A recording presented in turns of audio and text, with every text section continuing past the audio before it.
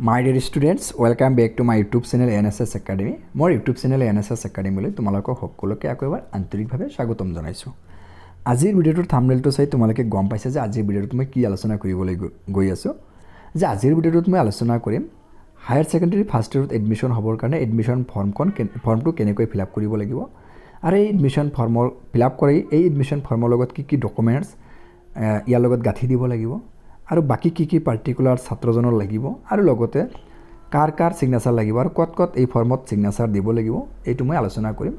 এইটো higher secondary school বা senior secondary স্কুলৰ এই যেটো ফৰ্ম তোমালোকে দেখিবলৈ পাইছা এই ফৰ্মটো ইনষ্টিটিউট অনুযায়ী মানে হায়াৰ সেকেন্ডাৰী বা সিনিয়ৰ সেকেন্ডাৰী স্কুল অনুযায়ী অলপ পাৰ্থক্য থাকিব পাৰে ফৰ্মটো, কিন্তু ফৰ্মটো যে মূল বস্তুখিনি একেই থাকিব। গতিকে এই ভিডিওটো চালে তোমালোকে যিকোনো ধৰণৰ ফৰ্ম হায়াৰ সেকেন্ডাৰী ফাৰ্ষ্ট ইয়াৰত এডমিশন হ'বৰ কাৰণে যিকোনো ফৰ্ম তোমালোকে ফিল আপ কৰিব পাৰিবা। সো এতিয়া পলম নকৰাকৈ আৰম্ভ কৰিছো আৰু তোমালোকে যদি নতুনকৈ আহিছে মোৰ চেনেলটো নিশ্চয়কৈ সাবস্ক্ৰাইব কৰি থবলৈ নাপাহৰিবা। এতিয়া প্ৰথমতে মই এটা বস্তু দেখাই ল'ব বিচাৰিছো তোমালোকক যে ইয়াতে তোমালোকে দেখিবলৈ পাইছা পাসপোৰ্ট সাইজ ফটো। তোমালোকৰ এটা নিজৰ এটা পাসপোৰ্ট সাইজ ফটো ইয়াতে লগাই দিবা। তাৰ পিছত নেক্সট আছে ইয়াতে নেম অফ দা ষ্টুডেণ্ট। ইয়াতে এই ঘৰবিলাকত ব্ল্যাক বল পইণ্ট পেন ব্যৱহাৰ কৰি কেপিটেল লেটাৰত নিজৰ নামটো লিখিব। নাম আৰু টাইটেলৰ মাজত এটা ঘৰ এৰি দিব, ঠিক আছে। এইখিনিতে যদি নাম আহে তেতিয়াহ'লে টাইটেল লিখোতে ইয়াৰ পৰা লিখিব, মাজত এটা ঘৰ এৰি দিব, ঠিক আছে। তাৰপিছত নেক্সট হ'ল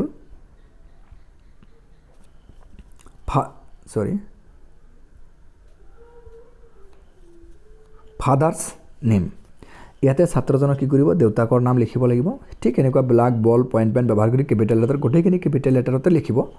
তাৰপিছত অকুপেশ্যন, এই তোমাৰ দেউতাকৰ মানে ফাদাৰ্ছ ইয়াতে ফাদাৰ্ছ আছে, ইয়াতে অকুপেশ্যন মানে তোমাৰ দেউতাকৰ অকুপেশ্যন কি ইয়াতে লিখিবা। তোমাৰ দেউতা যদি কৃষক হয় ফাৰ্মাৰ বুলি লিখিবা, যদি কিবা মানে জব কৰে তেতিয়াহ'লে ছাৰ্ভিচ লিখিলে হৈ যাব। ইয়াতে মাদাৰ্ছ নেম, এতিয়া তোমাৰ এই ছাত্ৰজনৰ মাকৰ নাম ইয়াতে লিখিব লাগিব, তোমাৰ মাকৰ নাম লিখিবা। আৰু সেই ছাত্ৰজনৰ কি কৰিব লাগিব মাকৰ যি অকুপেশ্যন, যদি হাউচ ৱাইফ হয় যদি ঘৰতে কোনো কাম বন নকৰে ঘৰতে থাকে ঘৰৰ কামখিনি কৰে তেতিয়াহ'লে হাউচ ৱাইফ হ'ব। আৰু যদি কিবা বেলেগ কাম কৰে তেতিয়াহ'লে সেই কাম লিখি দিব লাগিব। তাৰপিছত ছেক্স, তোমাৰ মানে কি তুমি মেল নে ফিমেল, যদি মেল হোৱা মেলৰ ঘৰত টিক দিবা, ফিমেল হ'লে ফিমেলৰ ঘৰত টিক দিবা। আৰু যদি কিবা নহয় তেতিয়াহ'লে এইটো ট্ৰান্সজেণ্ডাৰ হ'লে ইয়াতে ঘৰ খালী আছে ইয়াতে ট্ৰান্সজেণ্ডাৰ বুলি লিখি দিবা, ঠিক আছে। তাৰপিছত 5 নম্বৰ হ'ল নেশ্যনেলিটি। নেশ্যনেলিটিটো সকলোৰে আমাৰ কি হ'ব ইণ্ডিয়ান হ'ব, ইণ্ডিয়ান, ঠিক আছে। কাষ্ট, ইয়াতে যাৰ যি কাষ্ট, ইয়াতে জেনেৰেল আছে, ST আছে, SC আছে, OBC আছে, যাৰ যি কাষ্ট সেই হিচাপতে কাষ্টৰ ঘৰত টিক দিবা। যদি কোনোবাই জেনেৰেল হয় জেনেৰেলৰ ঘৰত টিক দিব লাগিব, ST হ'লে STৰ ঘৰত টিক দিব, HC হ'লে HCৰ ঘৰত টিক দিব, OBC হ'লে OBCৰ ঘৰত টিক দিব লাগিব, ঠিক আছে। তাৰপিছত আছে ডেট অফ বাৰ্থ। এতিয়া এই ছাত্ৰজনৰ ডেট অফ বাৰ্থ ইয়াতে লিখিব লাগিব। প্ৰথমত লিখিব লাগিব ডে, তাৰপিছত মান্থ, তাৰপিছত ইয়াৰ, ঠিক আছে। এইখিনি গ'ল। হোৱাটছআপ নাম্বাৰ ফৰ ন'টিফিকেশ্যনছ, ইয়াতে হোৱাটছআপ নাম্বাৰ যদি আছে বা কণ্টেক্ট নাম্বাৰ আছে এইটো দি দিবা, ঠিক আছে। তাৰপিছত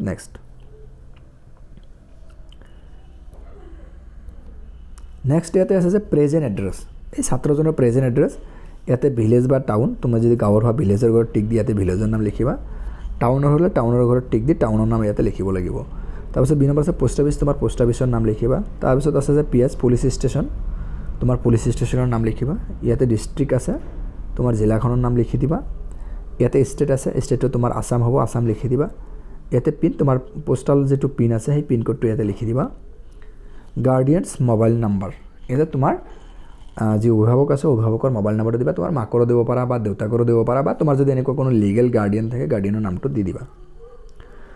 তাৰপিছত এইটো হ'ল প্ৰেজেণ্ট, এইটো হ'ল পাৰ্মানেণ্ট এড্ৰেছ। ঠিক পাৰ্মানেণ্ট এড্ৰেছটো মই দেখুওৱা ধৰণে ইয়াতে ভিলেজৰ নাম, ইয়াতে পোষ্ট অফিচ, ইয়াতে পুলিচ ষ্টেচন, ইয়াতে ডিষ্ট্ৰিক্ট, ইয়াতে ষ্টেট, ইয়াতে পিন, ইয়াতে গাৰ্ডিয়ানছ মোবাইল নাম্বাৰ দি দিবা।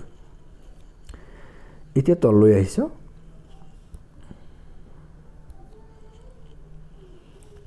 এতিয়া আছে যে মিডিয়াম অফ ইনষ্ট্ৰাকশ্যন। এতিয়া তুমি য'ত এডমিশ্যন ল'বলৈ গৈছা তাত তুমি কোনটো মিডিয়ামত এডমিশ্যন ল'ব বিচাৰি আছা। এছামিছ মিডিয়ামত এডমিশ্যন ল'ব বিচাৰিছে অসমীয়া, আৰু যদি ইংলিছ মিডিয়ামত এডমিশ্যন ল'ব বিচাৰে তেতিয়াহ'লে ইংলিছৰ ঘৰত টিক দিব লাগিব। তাৰপিছত আছে choose your stream and subjects combination. তাৰপিছত তুমি তোমাৰ ছাবজেক্টটো চুজ কৰিব লাগিব।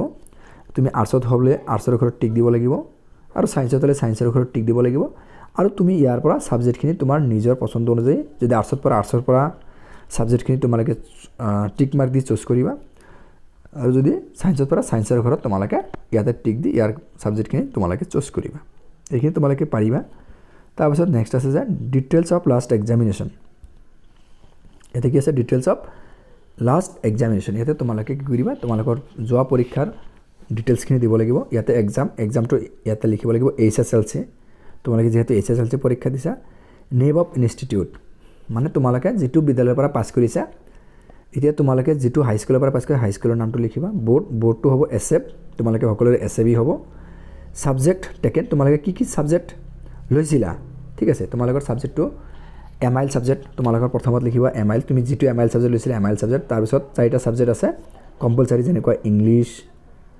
General mathematics general science social science আৰু হেকত লিখিবা তোমাৰ যেটো তুমি ইলেক্টিভ সাবজেক্ট লৈছিলা সেই ইলেক্টিভ সাবজেক্টটো লিখিবা কিন্তু এই সাবজেক্টখিনি তুমি এই ঘৰৰ ভিতৰতে লিখিব লাগিব তাৰপিছত তুমি কোন জনত পাছ কৰিছা যদি তুমি এইবাৰ মেট্ৰিক পৰীক্ষাত পাছ কৰিছা তেতিয়াহলে ইয়াতে 2025 বুলি লিখি দিবা ঠিক আছে 25 বুলি লিখি দিবা তাৰ পিছত ইয়াতে টোটাল মাৰ্কস মেট্ৰিক পৰীক্ষা সাধাৰণতে টোটাল মাৰ্কস 600 মাৰ্কৰ হয় 600 ইয়াতে লিখি দিবা আৰু তুমি টোটাল মাৰ্কৰ পৰা কিমান মাৰ্ক পাইছা মাৰ্কস অফ 10 তুমি কিমান মাৰ্ক পাইছা এই মাৰ্কখিনি লিখিবা তাৰপিছত তুমি কিমান পাৰ্সেন্ট পাইছা পাৰ্সেন্টেজটো লিখিবা আৰু তুমি কি ডিভিজন পাইছা ডিভিজনটো ইয়াতে লিখি দিবা বাস তুমি মানে যেটো তোমাৰ অনলাইনৰ পৰা যেটো তুমি মাৰ্কশিট ডাউনলোড কৰিছা সেই মাৰ্কশিটত গোটেইখিনি কথা লিখা আছে তুমি তাৰ পৰা চাইও লিখিব পাৰিবা সেলফ ডিক্লাৰেশন দিব লাগিব তাৰপিছত তুমি ইয়াতে সেলফ ডিক্লাৰেশন দিয়াৰ পিছত তুমি এটো পঢ়ি ইয়াতে তোমাৰ সিগনেচাৰ আৰু ইয়াতে তুমি ডেট দিবা আৰু তাৰ পিছত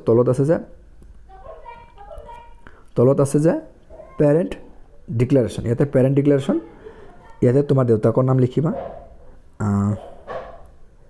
তাৰ পিছত ইয়াতে কাৰ গাৰ্ডিয়ান যেহেতু তোমাৰ গাৰ্ডিয়ান গতিকে তোমাৰ নাম ইয়াতে হ'ব আৰু ইয়াতে তোমাৰ মাকৰ বা দেউতাকৰ যে এটো ডিক্লাৰেশন দিয়ে তেখেতৰ নাম আৰু ইয়াতে ছাত্ৰজনৰ নাম লিখি কি কৰিব লাগিব ইয়াতে কি কৰিব লাগিব সেই গাৰ্ডিয়ানজনে ইয়াতে সিগনেচাৰ দিব লাগিব আৰু ইয়াতে ডেট লিখিব লাগিব তাৰপিছত এতিয়া মই কৈছিলো ভিডিঅ'ৰ প্ৰথমত যে কি ডকুমেন্টছ লাগিব ডকুমেন্টছখিনি কি লাগিব ডকুমেন্টছখিনি আগতে কৈ লৈছো ইয়াতে ডকুমেন্টছ লাগিব ইয়াতে self attested copy of admit card SSLC admit কাৰ্ডটো লাগিব self attested copy of marksheet SSLC মাৰ্কশিটটো মানে সেলফ অ্যাটেস্টেড কৰা মানে জেৰক্স কৰি তাত নিজৰ সিগনেচাৰ দি তাৰপিছত এটো দিব লাগিব self attested copy of pass certificate SSLC pass সাৰ্টিফিকেটটো লাগিব এতিয়া বৰ্তমান প্ৰভিজনালটো দিব লাগিব তাৰপিছত যেতিয়া মেইন অৰিজিনাল সাৰ্টিফিকেটটো আহে তেতিয়া অৰিজিনাল সাৰ্টিফিকেটটো এটো জেৰক্স দিলে হ'ব 5 copies passport size photograph মানে 5 কপি ফটো লাগিব copy of caste certificate if any যদি কাৰোবাৰ কাস্ট সাৰ্টিফিকেট আছে SC ST OBC সেই কাস্ট সাৰ্টিফিকেট দিব লাগিব আৰু যদি নাই তেতিয়াহলে দিব নালাগে গ্যাপ সাৰ্টিফিকেট কোনো ছাত্ৰ যদি গ্যাপ কৰিছে মানে এইবাৰ নহয় তাৰ আগৰবাৰ মেট্ৰিক পৰীক্ষাত পাছ কৰিছে এইবাৰ এডমিশন ল'ব বিচাৰি আছে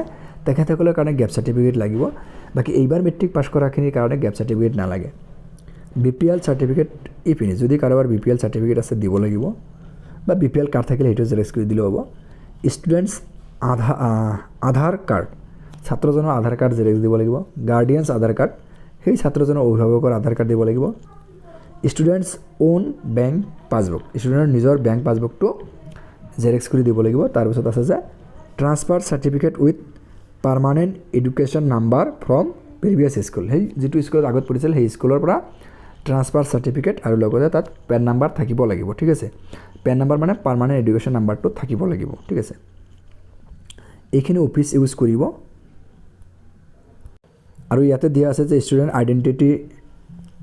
আইডেন্টিটি কাৰ্ড ফৰ্ম যদি এইটো আইডেন্টিটি কাৰ্ড ল'বৰ কাৰণে এই ফৰ্মটো ফিল আপ কৰিব লাগিব হয়তো তোমালোকৰ যেটো ফৰ্ম দিব সেই ফৰ্মত নাথাকিব পাৰে এইটো মই আগতে কৈছে যে তোমালোকৰ যেটো যত এডমিশন ল'ব বিচাৰি আছে সেই ইনষ্টিটিউট অনুসৰি এইটো এই ফৰ্মটো বেলেগ হ'ব পাৰে আইডেন্টিটি কাৰ্ডৰ কাৰণে এইটো ফিল আপ কৰিবলৈ তোমালোকে পাৰিবা মই যেখিনি দেখাইছো ঠিক সেম প্ৰসেছত এইটো ফিল আপ কৰিব লাগিব তাৰ পিছত student details students pen details ইয়াতে ষ্টুডেন্টৰ কি কৰিব লাগিব পেন ডিটেইলছ পাৰ্মানেন্ট এডুকেশ্যন নাম্বাৰৰ ডিটেইলছ দিব লাগিব ইয়াতে আছে অফিস এটো অফিসে ইউজ কৰিব তাৰ পিছত ইয়াতে আছে নেম অফ দা ষ্টুডেন্ট ইয়াতে ছাত্ৰজনৰ নাম লিখিব লাগিব প্ৰিভিয়াছ স্কুল নেম ইয়াতে আগত যেটো হাই স্কুলত পঢ়িছিলে হাই স্কুলৰ নামটো ইয়াতে লিখিব লাগিব আৰু ইয়াতে ক্লাস 10 ইয়াতে 10ৰ ঘৰত টিক দিব লাগিব প্ৰিভিয়াছ স্কুল ইউডাইছ আগত যিটো স্কুলত পঢ়িছিলে সেই স্কুলৰ ইউডাইছ কোডটো ইয়াতে লিখিব লাগিব ষ্টুডেণ্ট পেন ছাত্ৰজনৰ নিজৰ যিটো পেন নম্বৰ এই পেন নম্বৰটো যিটো হাই স্কুলত পঢ়িছিল সেই হাই স্কুলৰ পৰা দিব সেইটো পেন নম্বৰটো লিখিব লাগিব আধাৰ কাৰ্ড নম্বৰ ইয়াতে ছাত্ৰৰ আধাৰ কাৰ্ড নম্বৰ লিখিব লাগিব জেণ্ডাৰ মেল নহ'লে ফিমেল যিটো হয় এইটো লিখিব লাগিব ইয়াতে তাৰপিছত অলপ তললৈ স্ক্ৰল ডাউন কৰিছোঁ মই তাৰপিছত ইয়াতে দিব লাগিব ডেট অফ বাৰ্থ ইয়াতে ছাত্ৰজনৰ ডেট অফ বাৰ্থ লিখিব লাগিব কাষ্ট ইয়াতে কোনটো কাষ্টৰ হিচাপতে ইয়াতে কাষ্টটো লিখিব লাগিব ব্লাড গ্ৰুপ যদি জনা আছে লিখিব লাগিব নহ'লে ব্লাড গ্ৰুপৰ কাৰণে তোমালোকে ব্লাডটো টেষ্ট কৰি গ্ৰুপটো লিখি দিবা চ' ভিডিঅ'টো সম্পূৰ্ণ চোৱাৰ বাবে সকলোকে ধন্যবাদ জ্ঞাপন কৰিছোঁ থেংক ইউ